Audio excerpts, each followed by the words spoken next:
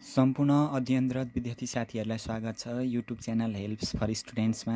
आज हामीहरू डिस्कस गर्दैछौँ बिबिएस थर्ड इयर अन्तर्गत रहेको सब्जेक्ट ट्याक्सेसन एन्ड अडिटिङभित्रको च्याप्टर इन्कम फ्रम इम्प्लोइमेन्टको बारेमा।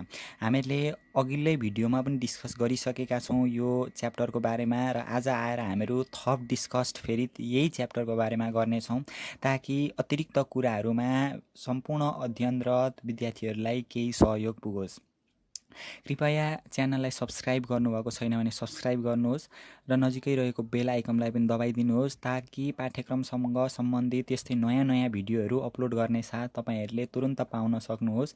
र साथै यो भिडियोलाई सम्पूर्ण थर्ड इयरमा अध्ययनरत भएका साथीहरू समक्ष सेयर पनि गर्नुहोस् ताकि उहाँहरूले पनि यो च्याप्टरसँग सम्बन्धित अतिरिक्त कुराहरूको बारेमा जानकारी प्राप्त गर्नुहोस्।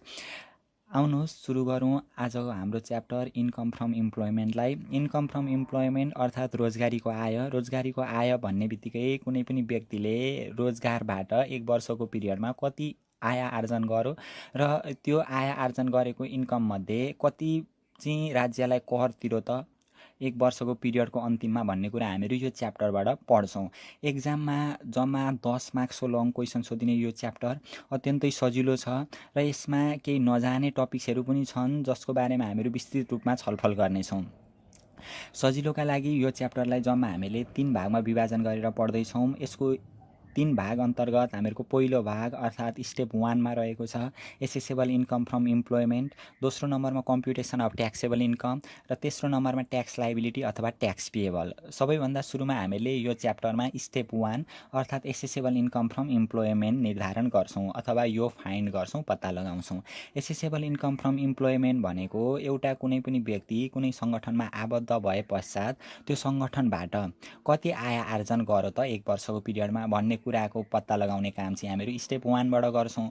मानिलिउँ हामीहरूले यो स्टेप 1 गर्दैछौँ भनेदेखि एउटा व्यक्तिले सङ्गठनबाट पाउने भनेको के हो त कुरा हामीले सिम्पल तरिकाले सोच्यौँ भने पनि मिलाउन सक्छौँ। यो स्टेप 1 का बारेमा हामीहरू विस्तृत रूपमा अहिले चर्चा गर्दैनौँ किनभने हामीहरूलाई क्वेसनमै सम्पूर्ण विवरण दिएकै हुन्छ।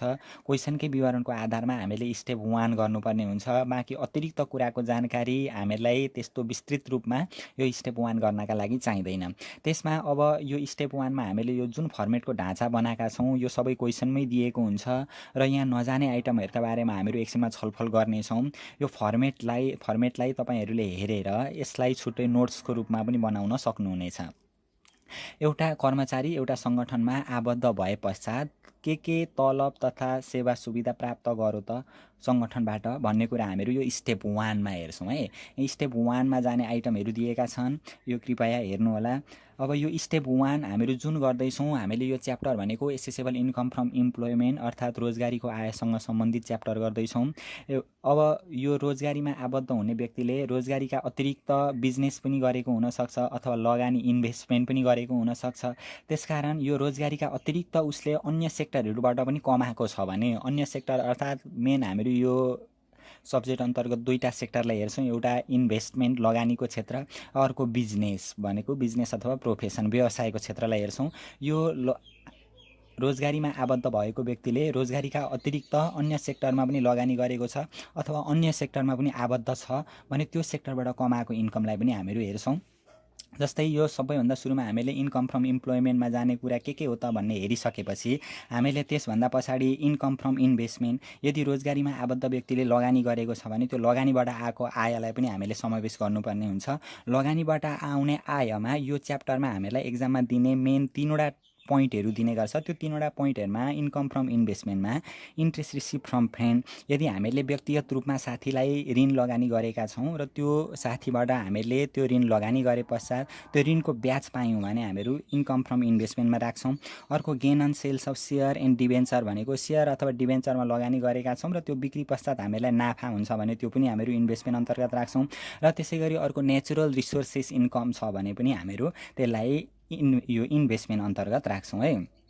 सुरुमा हामीले यो च्याप्टर पढ्ने भनेकै एसेसेबल इन्कम फ्रम इम्प्लोइमेन्टसित सम्बन्धित हो। एसेसेबल इन्कम फ्रम इम्प्लोइमेन्टको सम्पूर्ण आय विवरण हेरिसकेपछि त्यो व्यक्ति लगानीमा पनि आबद्ध छ भनेदेखि त्योबाट आएको आयलाई पनि हेर्छौँ हामीहरू यसरी।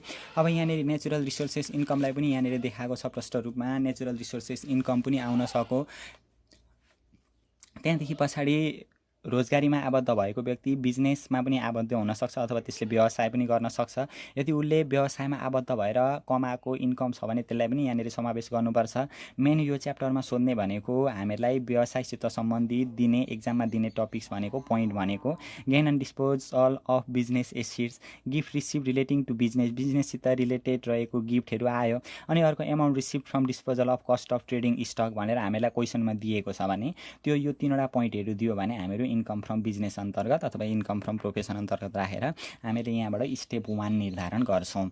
अब यो स्टेप 1 मा मेन जान्नुपर्ने कुरा के हो भनेदेखि बाँकी सबै कुरा हामीलाई क्वेसनमा दिएकै हुन्छ। यो स्टेप 1 मा अतिरिक्त जान्नुपर्ने कुरा भनेको चाहिँ यदि कुनै पनि व्यक्ति गभर्मेन्ट सेक्टरमा आबद्ध छ भनेदेखि र क्वेसन साइलेन्ट छ अथवा क्वेसनले भनेको केही भनेको छैन भनेदेखि दसैँ खर्च र प्रोभिडेन्ट फन्ड हामीले राख्नुपर्ने हुन्छ। दसैँ खर्च भनेको 1 month salary equal to 1 month salary, 1 महिनाको तलब जति छ त्यति बराबरको दसैँ खर्च राख्नुपर्ने हुन्छ यदि गभर्मेन्ट सेक्टरमा आबद्ध छ र क्वेसन साइलेन्ट छ भने। र प्रोभिडेन्ट फन्ड पनि हामीले राख्नुपर्ने हुन्छ। प्रोभिडेन्ट फन्ड भनेको 10% of annual salary. Annual salary भनेको हामीले निर्धारण गरेको अथवा क्वेसनमा दिएकै हुन्छ प्रायः एनुअल सेलेरी। मानिलिउँ एनुअल सेलेरी 2 लाख दिएको छ भने 2 लाखको 10% 20,000 रुपियाँ चाहिँ हामीले प्रोभिडेन्ट फन्डमा राख्नुपर्ने हुन्छ। अब अर्को कुरा भनेको हामीलाई यहाँनिर गर्दै जाँदाखेरि कार फेसिलिटी भनिदिन्छ। यहाँनिर स्टेप 1 मा जाने टपिक्समा कार फेसिलिटी भनिदिन्छ। कार फेसिलिटी अथवा भेहिकल फेसिलिटी भनौँ भने 0.5% अफ एनुअल सेलेरीबाट गर्नुपर्ने हुन्छ। र त्यसै गरी हामीलाई एकोमोडेसन फेसिलिटी, क्वार्टर फेसिलिटी अथवा रेसिडेन्टल फेसिलिटी भनेर क्वेसनमा त्यति मात्रै भनेको हुन्छ, एमाउन्ट पनि दिएको हुँदैन, पर्सेन्टेज पनि दिएको हुँदैन। यदि क्वेसनले एकोमोडेसन फेसिलिटी अथवा क्वार्टर फेसिलिटी अथवा रेसिडेन्टल फेसिलिटी भन्यो भने हामीले त्यसलाई पनि 2% अफ एनुअल सेलेरीको राख्नुपर्ने हुन्छ। एनुअल सेलेरी जति छ यो माथिको हामीहरूको यो एनुअल सेलेरी हो, यो एनुअल सेलेरीको 2% राख्नुपर्ने हुन्छ। सम्झिनुपर्ने कुरा भनेको यसमा जम्मा कार फेसिलिटी 0.5% भयो अफ एनुअल सेलेरीको र एकोमोडेसन फेसिलिटी पनि 2% भयो एनुअल सेलेरीकै। र अर्को यदि गभर्मेन्ट सेक्टरमा काम गर्ने कर्मचारी हो भनेदेखि क्वेसनले नभने पनि अथवा क्वेसनमा उल्लेख नगरे पनि दसैँ खर्च र प्रोभिडेन्ट फन्ड आउने भयो। र यो रोजगारीमा आबद्ध भएको व्यक्तिले बिजनेस अथवा इन्भेस्टमेन्ट गरेको छ भने त्यो सेक्टरबाट आएको इन्कम पनि हामीले यहाँनिर समावेश गर्नुपर्ने हुन्छ। अब यो स्टेप 1 हामीहरू जुन गर्दैछौँ यो इन्कम फ्रम इम्प्लोइमेन्टमा जम्मा 3वटा स्टेप पढ्यौँ हामीले। जुन यो स्टेप 1 गर्दैछौँ यो स्टेप 1 का की पोइन्टहरू छन् अथवा कन्फ्युज हुने खालका पोइन्टहरू छन् अथवा एक्जाममा धेरै सोधिने पोइन्टहरू छन् जुन यहाँ अगाडि लेखेको छ। जस्तै की पोइन्टमा यदि कुनै व्यक्ति गभर्मेन्ट सेक्टरमा काम गर्दैछ भने क्वेसनमा कुनै कुरा उल्लेख नगरे तापनि अथवा क्वेसन साइलेन्ट भए तापनि हामीले दसैँ खर्च र provident fund 10% of annual salary राख्ने भयौँ। अब त्यसै गरी यो अर्को नम्बरमा छ यदि क्वेसनमा भेहिकल फेसिलिटी अथवा कार फेसिलिटी भनेमा 0.5% अफ एनुअल सेलेरीको एमाउन्टलाई स्टेप 1 मा राख्ने, अर्थात् हामीले अघि गरेको जुन स्टेप 1 मा छलफल गरेका छौँ तिनै राख्नु पर्यो यदि कार फेसिलिटी अथवा भेहिकल फेसिलिटी भनेमा। त्यसै गरी अर्को एकोमोडेसन फेसिलिटी अथवा रेसिडेन्टल फेसिलिटी अथवा क्वार्टर फेसिलिटी भनेमा यो जे भने पनि एउटै हो। एकोमोडेसन फेसिलिटी भने पनि, रेसिडेन्टल फेसिलिटी भने पनि, क्वार्टर फेसिलिटी भने पनि जहिले पनि 2% अफ एनुअल सेलेरी जति छ त्यसको 2% चाहिँ हामीले स्टेप 1 मा राख्नुपर्ने हुन्छ। अनि अर्को यदि क्वेसनमा हाउस रेन्ट एलाउन्स अब यो कन्फ्युज जुन यस्ता पोइन्टहरू छन् यिनीहरूले चाहिँ एक्जाममा कन्फ्युज पार्न सक्छ। हाउस रेन्ट एलाउन्स हामीलाई क्वेसनमा दिएको छ भनेदेखि चाहिँ डाइरेक्ट हाउस रेन्ट एलाउन्स जति दिएको छ क्वेसनमा त्यही लेख्नु पर्यो। तर हाउस रेन्ट एलाउन्सको साटोमा चाहिँ हामीलाई हाउस रेन्ट पेड भनेर क्वेसनले भनिदिएको छ भनेदेखि house rent paid by office भनेमा अफिसले चाहिँ हामीहरूको हाउस रेन्ट तिरिदिएमा चाहिँ उक्त एमाउन्टमै लेखिँदैन। त्यो हाउस रेन्ट पेडको एमाउन्टको सट्टामा हामीले एकोमोडेसन फेसिलिटी लेख्नुपर्ने हुन्छ। एकोमोडेसन फेसिलिटी अर्थात् 0.2% अफ सेलेरीको फाइन गर्नुपर्ने हुन्छ अथवा निकालेर लेख्नुपर्ने हुन्छ। तर त्यो यो हामीलाई हाउस रेन्टलाई चाहिँ हाउस रेन्टको एमाउन्टलाई चाहिँ लेखिँदैन, यो चाहिँ बुझ्नु पर्यो। अनि अर्को छ क्वेसनमा यदि क्वेसनले हामीलाई लन्च फेसिलिटीको कुरा आउँछ, लन्च फेसिलिटीको कुरा चाहिँ के हुन्छ भने यहाँ लेखेको पनि छ, तपाईँहरू हेरेर पनि जान्नुहुन्छ। र यो लन्च फेसिलिटीको कुरा के हुन्छ भनेदेखि लन्च फेसिलिटी यदि कुनै सङ्गठन छ र त्यो सङ्गठनभरिका सबै कर्मचारीहरूलाई उक्त सङ्गठनले अथवा अफिसले लन्च फेसिलिटी प्रोभाइड गर्यो भने चाहिँ त्यो लन्च फेसिलिटी जाँदैन। इक्वल टर्ममा सबै इम्प्लोइलाई गरेको छ भने त्यो जाँदैन। तर एउटै मात्रै कर्मचारीलाई लन्च फेसिलिटी दिएको छ र हामीहरू त्यही कर्मचारीको हिसाब गर्दैछौँ भने त्यो लन्च फेसिलिटी चाहिँ हामीले इन्कममा देखाउनु पर्ने हुन्छ है। यहाँनिर चाहिँ नझुकिनु, यो झुकिने पोइन्ट हुन्छ, यसले चाहिँ नझुकियोस् एक्जाममा। र अर्को छ हामीहरूको यहाँनिर के छ भनेदेखि निम्नलिखित एलाउन्स क्वेसनमा दिए तापनि त्यसलाई कहीँ नलेख्ने। हामीले यो जुन एलाउन्सहरू छन् जेनरली एलाउन्स भनेको हामीहरूको इन्कममै लेख्नुपर्ने हुन्छ अथवा स्टेप 1 मै लेख्नुपर्ने हुन्छ, तर यो एलाउन्सहरू चाहिँ लेखिँदैन। त्यो एलाउन्सहरूमा travelling and daily allowance, pocket allowance, widow allowance र मिटिङ एलाउन्स। मिटिङ एलाउन्स चाहिँ फाइनल विथहोल्डिङ इन्कममा पनि पर्छ, अग्रिम रूपमा कर पनि काटिवरी आएको हुन्छ, त्यसैले यो एलाउन्स लेखिँदैन पनि। अर्को यो विडो एलाउन्स पनि अग्रिम रूपमा कर काटिवरी राज्यले दिने भएकाले यो पनि आउँदैन। पकेट एलाउन्स र ट्राभलिङ एन्ड डेली एलाउन्स पनि यो स्टेप 1 मा जाँदैन क्वेसनमा भने तापनि हामीले गर्दाखेरि। र यो हामीले अरू नजाने आइटमहरूमा निम्नलिखित पोइन्टमा अग्रिम रूपमा कर कट्टी भइवरी आएकाले यी आइटमलाई पनि राख्न पाइँदैन वा इन्कममा समावेश गर्न पाइँदैन। यो जुन अहिले हामीहरू यो टपिक्सको बारेमा छलफल गर्न आँटेका छौँ, यी टपिक्सहरू पनि अग्रिम रूपमा कर काटिवरी आएकाले गर्दाखेरि हामीहरू यो आइटमहरूलाई पनि स्टेप 1 मा लेख्दैनौँ। क्वेसनमा दिएको हुन्छ तर पनि हामीहरू यी आइटमहरूलाई लेख्दैनौँ। जुन आइटमहरू छन् 1 नम्बरमा meeting allowance, lottery win, income from part time lecture, dividend receive from resident company, rent receive from house. यो dividend receive from resident company भनेको रेसिडेन्ट भनेको स्वदेशी कम्पनी। हामीहरू नेपालको कर्मचारी हौँ भनेदेखि, नेपालको कर्मचारीको हिसाब गर्दैछौँ भनेदेखि नेपालले नै डिभिडेन्ड दिएको छ, नेपाली कम्पनीले डिभिडेन्ड दिएको छ भने त्यो जाँदैन है, विदेशी कम्पनीले दिएको डिभिडेन्ड चाहिँ लेख्नुपर्ने हुन्छ। रेन्ट रिसिभ फ्रम हाउस यो पनि जाँदैन। Interest credited to provident fund, interest on fixed deposit or saving deposit, gain on sales of investment in insurance, income receive from checking examination copy and amount receive from sitting questions, dividend from mutual fund. यो आइटमहरू जुन छन् यो 10 वटा item यो एक्जाममा आइराख्ने आइटमहरू छन्। यी आइटमहरू चाहिँ आए तापनि हामीहरू लेख्दैनौँ, काहीँ पनि समावेश गर्दैनौँ। र यहाँभन्दा पछाडिका च्याप्टरहरू income from investment, income from बिजनेसमा पनि हामीहरू लेख्दैनौँ, किनभने यी आइटमहरू फाइनल विथहोल्डिङ इन्कमभित्र पर्दछन्, अग्रिम रूपमा कर काटिवरी आएका हुन्छन्। त्यही भएर यी आइटमहरूलाई हामीहरू इग्नोर गर्छौँ, अन्तिममा नोटको रूपमा लेख्छौँ हामीहरू। अनि अर्को छ यदि क्वेसनमा बिजनेस प्रमोसनल एलाउन्स भनेमा चाहिँ त्यसलाई स्टेप 1 मा अर्थात् इन्कममा देखाउने। अहिले हामीहरू जम्मै स्टेप 1 को बारेमा चर्चा गर्दैछौँ है। बिजनेस प्रमोसनल एलाउन्स भन्यो भने चाहिँ स्टेप 1 मै देखाउने, तर बिजनेस प्रमोसनल एक्सपेन्सेस भनेमा त्यसलाई काहीँ नलेख्ने। बिजनेस प्रमोसनल एक्सपेन्सेस भनेको चाहिँ व्यवसायकै प्रमोसन गर्नका लागि लागेको खर्च हुन्छ। यो चाहिँ कर्मचारीले पाएको हुँदैन, कर्मचारीले पाए पनि त्यो बिजनेसकै एक प्रयोजनका लागि खर्च गरिएको हुन्छ।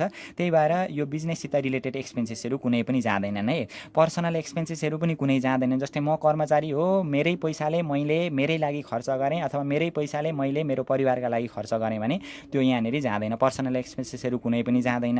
अनि बिजनेससित रिलेटेड एक्सपेन्सेसहरू कुनै पनि जाँदैन। मात्र यो च्याप्टरमा जाने भनेको हामीहरू कुनै सङ्गठनमा आबद्ध छौँ अथवा हामी इम्प्लोइ हौँ भने हामीहरूले अफिसबाट पाएको अथवा सङ्गठनबाट पाएको इन्कमहरू मात्रै यहाँनिर इन्क्लुड गर्नुपर्ने हुन्छ।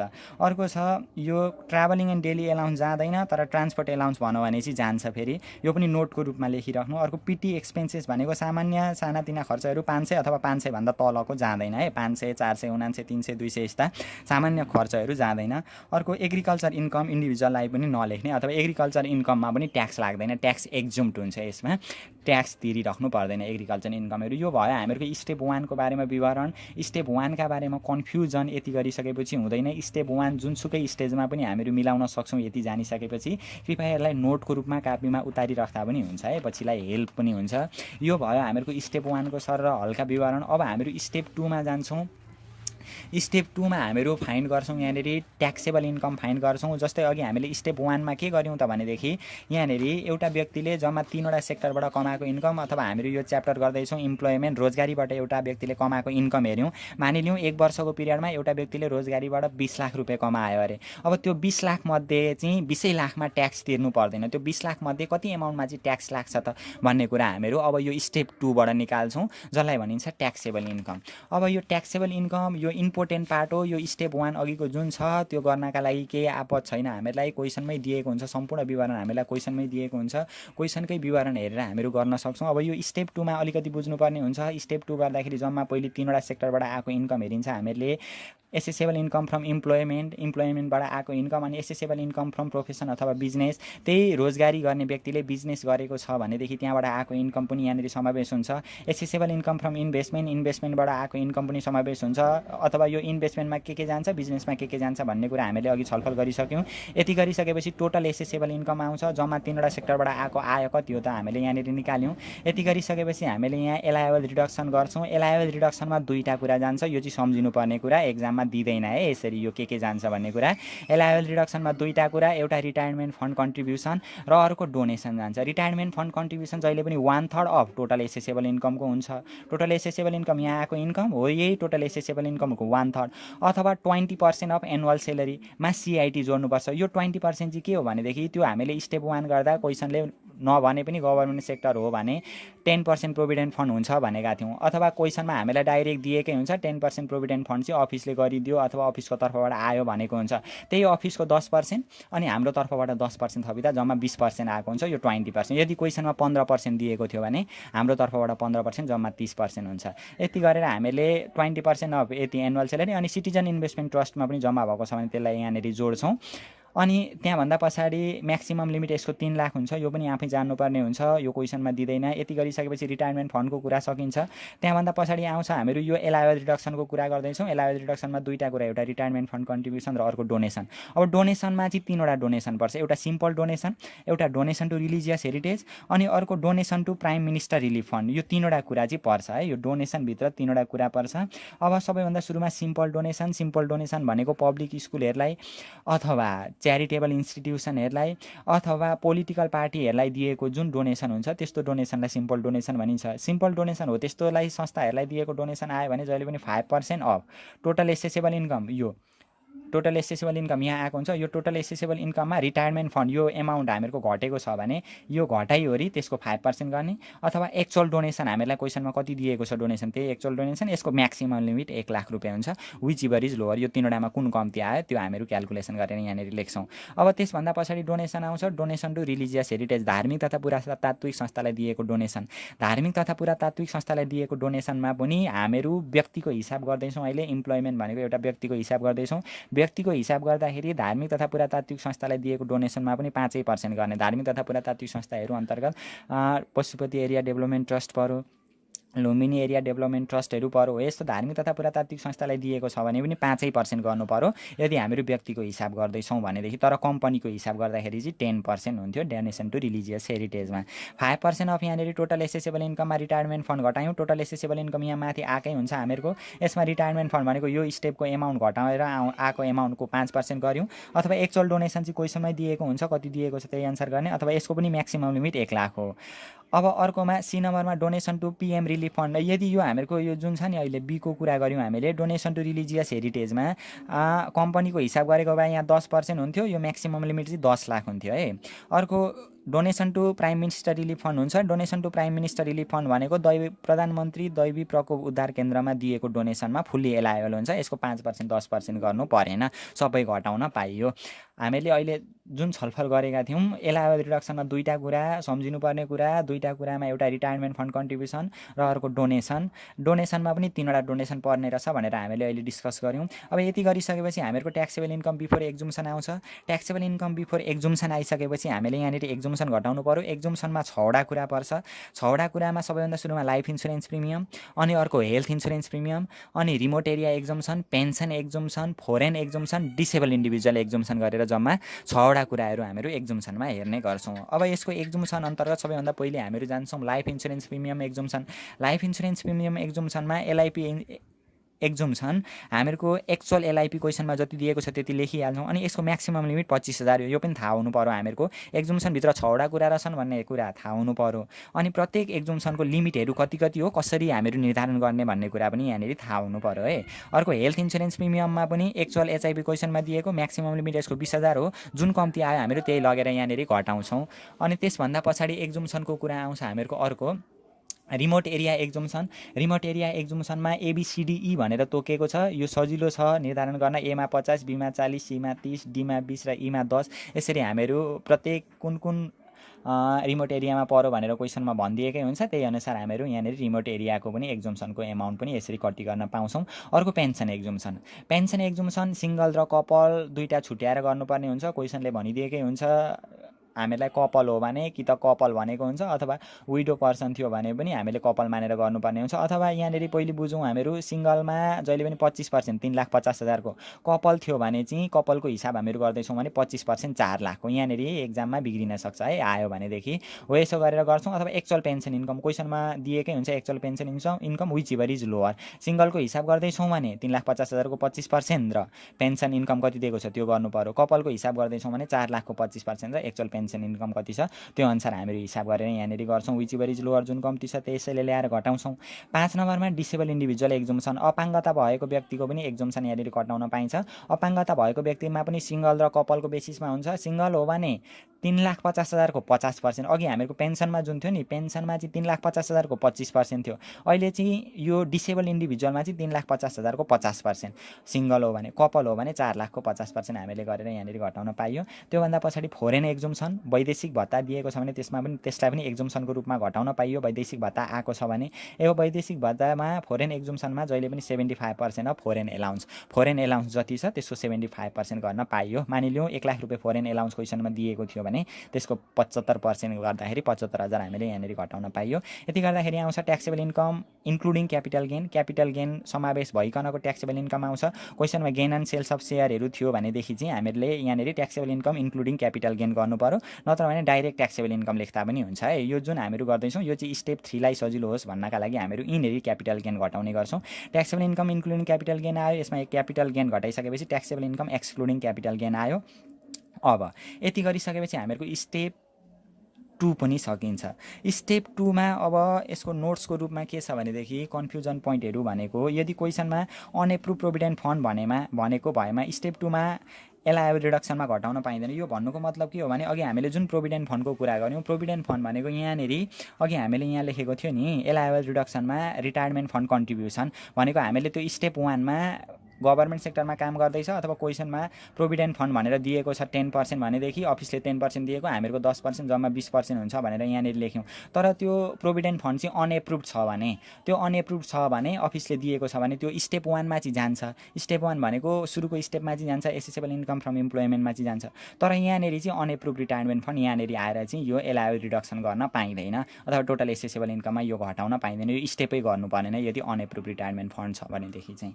अब अर्को कुरा आयो जुन हामीले अर्को यदि निम्नलिखित डोनेसनलाई पनि एलायबल रिडक्सन गरिँदैन वा टोटल एसेसेबल इन्कममा घटाइँदैन। यो निम्नलिखित डोनेसनको कुरा अघि हामीले यहाँनिर स्टेप 2 मा गरेका थियौँ। जस्तै एलायबल रिडक्सनमा दुईवटा कुरा, एउटा रिटायरमेन्ट फन्ड कन्ट्रिब्युसन र एउटा डोनेसन।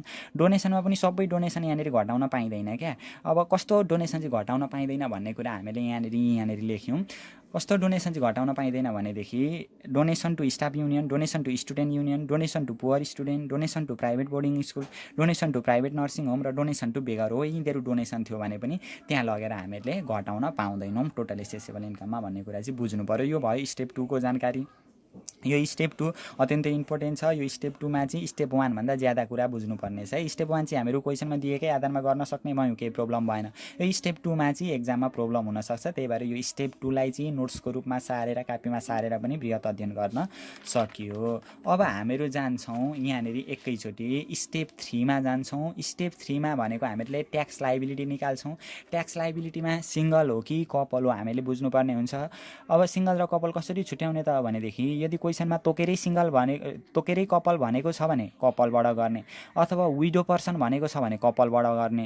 यो दुईवटा बेसिसमा चाहिँ कपलबाट गर्नु पर्यो। जस्तै तोकेरै कपल भनौँ भने अथवा विडो पर्सन भनौँ भने कपलबाट गर्ने, अन्य जुनसुकै अवस्थामा पनि सिङ्गलबाट गर्ने। यदि क्वेसनमा बुढाबुढीको कुरा, छोराछोरीको कुरा दिएको छ भने पनि हामीले सिङ्गल बेसिसबाटै गर्नु पर्यो है। तोकेरै कपल भनौँ र विडो पर्सन भनौँ भने मात्रै कपलबाट गर्ने। अब यसको ट्याक्सको रेटहरू यो जुन छ हामीलाई सिङ्गलबाट गर्दाखेरि अप टु 3,50,000, पहिलो 3,50,000 सिङ्गलबाट गर्दा र कपलको 4 लाखसम्म 1%, अनि त्यसको नेक्स्ट 10 लाखको 1 लाखको, अनि यतापट्टि पनि नेक्स्ट 1 लाखको 10% भयो, अनि 2 लाखको 20% भयो, अनि यता सिङ्गलमा 13,50,000 को, यता कपलमा चाहिँ 13 लाखको 30% भयो र बाँकी रहेको ब्यालेन्स हुन्छ त्यसको 36% भयो। अब यहाँ आइसकेपछि हामीले यहाँनिर ट्याक्स लाइबिलिटी निस्किन्छ। यति गरिसकेपछि ट्याक्स रेट निकालिसकेपछि ट्याक्स लाइबिलिटी निस्किन्छ। ट्याक्स लाइबिलिटी निकालिसकेपछि यहाँनिर वुमेन इम्प्लोइमेन्ट ट्याक्स रिबेट, यहाँनिर ट्याक्स रिबेट गर्नु पर्यो क्या। यदि महिला कामदार हुन् भनेदेखि हामीले 10% ट्याक्स रिबेट गर्न सक्यो। यदि हामीहरू जानकीको हिसाब गर्दैछौँ सीताको हिसाब गर्दैछौँ भनेदेखि यहाँ ल्याएर ट्याक्स लाइबिलिटीमा 10% ट्याक्स रिबेट गर्न सकियो। तर जुनसुकै अवस्थामा पनि महिला आयो भने ट्याक्स रिबेट गर्न पाइँदैन। कस्तो अवस्थामा पाइँदैन भनेदेखि यदि उक्त महिला हामीहरू जुन महिलाको हिसाब गर्दैछौँ अथवा जुन केटी मान्छेको हिसाब गर्दैछौँ उक्त महिला चाहिँ एउटा त्यो इम्प्लोइमेन्टदेखि बाहेक अरू पनि सेक्टरहरूमा इन्भल्भ छिन् भने त्यस्तो अवस्थामा यो 10% ट्याक्स रिबेट गर्न पाइँदैन। जस्तै महिला मान्छे चाहिँ इम्प्लोइमेन्ट रोजगारीबाट पनि आय आर्जन गरिराखेकी छन् र बिजनेसबाट पनि अथवा इन्भेस्टमेन्टबाट पनि आय आर्जन गरिराखेकी छन् भने 10% ट्याक्स रिबेट गर्न पाइएन। अथवा इन्कमको सोर्स भनेको एउटाभन्दा यो इम्प्लोइमेन्टदेखि अतिरिक्त अरू पनि छ भनेदेखि त्यस्तो अवस्थामा ट्याक्स रिबेट गर्न पाइएन। अब यहाँनिर जम्मा ट्याक्स लाइबिलिटीबाट 4वटा कुरा घटाउनु पर्ने हो। 1 नम्बरमा यो ट्याक्स रिबेट, केटी मान्छे आइन् भनेदेखि ट्याक्स रिबेट गर्नु पर्यो, यदि इम्प्लोइमेन्ट मात्रै हुन् भनेदेखि, अनि एडभान्स ट्याक्स पेड गर्नु पर्यो, अनि मेडिकल ट्याक्स क्रेडिट। यो मेडिकल ट्याक्स क्रेडिट यदि अफिसले हामीलाई मेडिकल एक्सपेन्सेस दिएको छ अथवा हामीलाई मेडिकल एक्सपेन्सेस चाहिँ अफिसको तर्फबाट आएको छ अथवा हामीले चाहिँ मेडिकल ट्याक्स क्रेडिट चाहिँ अथवा मेडिकल बिलहरू क्लेम गरेका छौँ भनेदेखि मेडिकल ट्याक्स क्रेडिट गर्नु पर्यो। यो मेडिकल ट्याक्स क्रेडिटमा 15% अफ मेडिकल एक्सपेन्सेसको 15% अथवा म्याक्सिमम लिमिट भनेको 750 विच इभर इज लोवर। तर medical tax credit for cosmetic surgery भनेर क्वेसनमा भनेको छ भने त्यसलाई मेडिकल ट्याक्स क्रेडिट गर्न पाइँदैन। यहाँनिर ल्याएर यो घटाउन पाइँदैन है। Medical tax credit for cosmetic surgery आयो भने त्यस्तो अवस्थामा चाहिँ यहाँनिर ल्याएर मेडिकल ट्याक्स क्रेडिट गर्न पाइँदैन। अनि जुन यो हामीहरूको एमाउन्ट छ, मानिलिउँ यो 10,000 छ, यो 10,000 छ, अनि यो ट्याक्स रिबेट र यो घटाउँदाखेरि चाहिँ मानिलिउँ यो 10,000 छ, यसमा यो दुईटा घटाउँदाखेरि चाहिँ माइनसमा निस्क्यो अरे। माइनसमा निस्क्यो भने पनि ट्याक्स यो मेडिकल ट्याक्स क्रेडिट गर्न पाइँदैन। यो वर्ष चाहिँ क्लेम भएन अथवा ट्याक्स क्रेडिट गर्न पाइएन, पछिल्लो वर्ष घटाउँदै जानु पर्यो भनेर हामीले गर्नु पर्यो। अनि अर्को 4थो नम्बरमा छ foreign tax credit. Foreign tax credit निकाल्ने तरिका यहाँनिर लेखेको पनि छ। Calculation of foreign tax credit. Foreign tax credit यसरी निकाल्न सकिन्छ। Average rate of Nepal income tax भनेर नेपालको इन्कम ट्याक्स रेट अनुसार निकाल्नु पर्यो पहिले, अनि त्यसको आधारमा हामीले यो फोरेन ट्याक्स क्रेडिट निकालेर यहाँनिर हामीहरू गर्छौँ। बाँकी कुरा हामीहरू यसको हिसाबकै बारेमा चर्चा गर्छौँ, हिसाबकै बारेमा छलफल गरेर लेख्छौँ। र अब यो सरासरी यो हामीले आज फर्मेटकै बारेमा, यो च्याप्टरको फर्मेटकै बारेमा मात्रै कुरा गरेका छौँ र यसको प्रब्लमहरू पनि अत्यन्तै सजिला छन्। हामीहरू अर्को भिडियोमा यसका प्रब्लमहरूको बारेमा डिटेल्समा छलफल गर्नेछौँ। पहिले यो क्लियरली रूपमा जान्दै जाने, ट्याक्सको रेटहरू के हुन् र प्रत्येक स्टेपमा कस्तो कस्तो आइटमहरू जान्छन् र नजाने आइटमहरू के छन् भन्ने कुराको पनि विस्तृत रूपमा जानकारी लिँदै जाने र हामीले अघि जुन जुन आइटमहरू पढेका छन्, फाइनल विथहोल्डिङ इन्कमहरू, नजाने आइटमहरू, जुन कन्फ्युजन आइटमहरू हुन्छन् त्यसको बारेमा पनि डिस्कस गर्दै जाने, बुकहरू पनि हेर्दै जाने। र यो अहिले हामीले जति लेखेका छौँ त्यही भित्रबाट फाइनल एक्जाममा यो च्याप्टरबाट 10 मार्क्सको एउटा लङ क्वेसन आउँछ। त्यसकारण विशेष फोकस गरेर यी अहिले हामीले छलफल गरेका पोइन्टहरूलाई विशेष फोकस गरेर पढ्ने र नोट्सको रूपमा बनाएर राखिराख्दा पनि पछि एक्जामको 2 दिन अगाडि हेरेर एक्जाम दिन जाँदा पनि यसमा के नभ्याएको अवस्थामा त्यतिखेर एक्जाम दिन जाँदा पनि केही फरक पर्दैन है। यति जानिसकेपछि एक्जाममा आउने जस्तोसुकै प्रब्लम पनि मिलाउन सकिन्छ यदि यो च्याप्टरबाट चाहिँ, यो च्याप्टरबाट। त्यही भएर ध्यान दिएर पढ र बाँकी रहेको अब हामीहरू प्रब्लमको बारेमा नेक्स्ट भिडियोमा छलफल गर्नेछौँ।